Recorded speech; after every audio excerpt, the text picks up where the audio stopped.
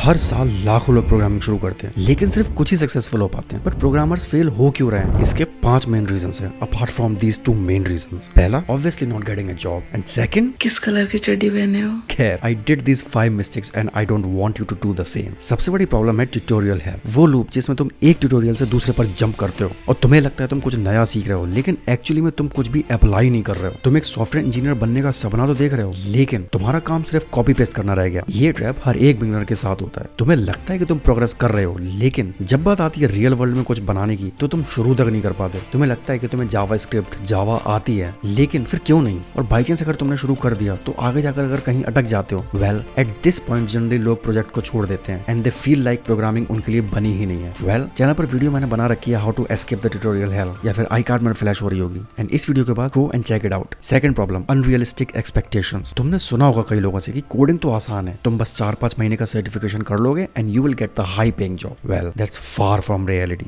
जब तुम unrealistic expectations के साथ शुरू करते हो तो तुम जल्दी ही डिमोटिवेट भी हो जाते हो। तुम्हें लगता है कि तुम दुनिया के सबसे बड़े इंपोस्टर हो, जो बस शायद एक्ट कर रहा था नॉलेजेबल पर्सन होने का, और तुम्हारा सेल्फ कॉन्फिडेंस एकदम जीरो हो जाता है। तो इसका सोल्यूशन क्या है? अगर तुम्हें फेलियर से बचना है तो तुम्हें रियलिस्टिक माइलस्टोन्स को सेट करना पड़ेगा। एक रोड मैप बनाओ और उसमें छोटे छोटे गोल्स को रखो। जैसे अगर तुम्हें फुल स्टैक डेवलपमेंट सीखना है तो पहले HTML और CSS को मास्टर करो, फिर जावास्क्रिप्ट और उसके बाद बैकएंड। मतलब छोटे छोटे गोल्स रखने हैं, ऐसा नहीं कि एक साथ 4-5 चीजें पकड़ ली एंड फिर इतना बर्डन हो जाए कि उस वजह से फिर चीजें भूलने लग जाओ या फिर चीजों के बीच में कंफ्यूज हो जाओ। और सबसे इंपॉर्टेंट बात, अगर तुम पहले ही स्टेप में स्ट्रगल कर रहे हो तो इसका मतलब ये नहीं कि तुम फेल हो रहे हो, तुम बस एक लर्निंग कर्व का हिस्सा हो। तो खुद को डिमोटिवेट मत करना। Third problem, lack of focus. आजकल लगभग सभी के सामने डिस्ट्रैक्शंस के हजारों ऑप्शंस खुले हुए हैं एंड प्रोग्रामर्स भी इससे बचे नहीं है। सबसे पहला तो यही है। एंड सेकंड, जो बहुत बड़ा डिस्ट्रैक्शन है इन सब चीजों से अलग हटकर, कि तुम एक कोर्स स्टार्ट करते हो या फिर कोई टेक, लेकिन बीच में अगर कोर्स टफ हो जाता है तो तुम उसे छोड़कर किसी और चीज पर शिफ्ट कर जाते हो एंड सबकॉन्शियस ब्रेन तुम्हें एहसास दिला देता है कि जो तुम चीज पहले सीख रहे थे शायद वो तुम्हारे लिए नहीं है, लेकिन जो चीज तुमने नई पकड़ी है वो तुम्हारे लिए है, and then it's again continue on the loop. तो इसका सॉल्यूशन क्या है? वेल, ये प्रॉब्लम सॉल्व करने के लिए तुम्हें 80-20 रूल अप्लाई करना पड़ेगा। मतलब तुम अपने 80% टाइम को टेक्नोलॉजी को डीप सीखने में लगाओ एंड 20% टाइम को नए टूल्स को एक्सप्लोर करने में। तुम्हें एक स्किल को मास्टरी लेवल तक जाना होगा। आई नो इंजीनियरिंग वर्ल्ड में कुछ भी मास्टरी जैसा नहीं होता। We need to keep learning and keep getting better. For example, अगर तुम रिएक्ट सीख रहे हो तो तुम्हें उसका इकोसिस्टम समझना होगा। For example, state management, routing etcetera. चौथी प्रॉब्लम आती है फियर ऑफ फेलियर। तुम्हें लगता है कि अगर तुमने एक प्रोजेक्ट स्टार्ट किया और वो किसी वजह से फेल हो गया तो तुम बेकार माने जाओगे, मेरे फ्रेंड्स मेरा मजाक बनाएंगे, मेरे घर वाले क्या सोचेंगे कि बंदा बस वहां जाकर रुपए वेस्ट कर रहा है, इससे कुछ सीखा नहीं जा रहा। वेल रिमेंबर, अगर तुम एक प्रोजेक्ट स्टार्ट करते हो और वो इनकम्प्लीट रह जाता है किसी वजह से, तो इसका मतलब ये नहीं कि तुम्हारा टाइम वेस्ट हो गया। तुमने डीबगिंग, प्रॉब्लम सॉल्विंग और रियल वर्ल्ड प्रोजेक्ट को कैसे किया जाता है वो सब तो सीखा है ना। अब इस इनकम्प्लीट को पिछले पॉइंट से मैच मत करना। वहां तुम्हारा लैक ऑफ फोकस की वजह से इनकम्प्लीट रह रहा था और यहाँ फियर ऑफ फेलियर की वजह से। तो इसका सोल्यूशन क्या है? आई नो अब मैं थोड़ी ओल्ड स्कूल बातें बोलने वाला हूँ। निकोला टेस्ला,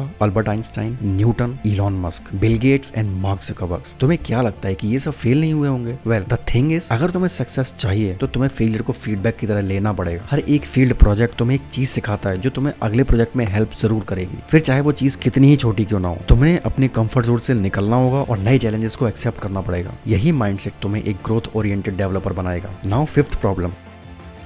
आई नो हम इंजीनियर्स बदनाम है इंट्रोवर्ट्स होने के लिए। हमें आता तो बहुत कुछ है, लेकिन हम उसे मार्केट ही नहीं कर पाते हमारी खराब कम्युनिकेशन स्किल की वजह से। हमें लगता है कि कोडिंग तो सीख ली है ना, इतना काफी है जॉब्स लेने के लिए, लेकिन सच ये है कि अगर तुम्हारे पास कम्युनिकेशन, टीम वर्क और नेटवर्किंग स्किल नहीं है तो तुम्हें आगे बहुत ज्यादा दिक्कत हो सकती है। तो इसका सोल्यूशन क्या है? तुम कोई project as a team create कर सकते हो, सो दैट तुम्हें एक दूसरे को प्रोजेक्ट के बारे में समझाना होगा and you will be forcing yourself for the better communication. Understand? तुम्हें सिर्फ एक कोडर नहीं बल्कि एक प्रॉब्लम सॉल्वर बनना है जो अपने सॉल्यूशंस को कॉन्फिडेंटली प्रेजेंट कर सके। एंड अगेन, हमें हमेशा नई चीजों के लिए सीखते रहना चाहिए एंड वियर्ड चीजें भी ट्राई करना चाहिए। बस इसी क्यूरियोसिटी वाले माइंडसेट से मैंने एक न्यू प्रोग्रामिंग लैंग्वेज क्रिएट करी, which was fun. Click here to watch.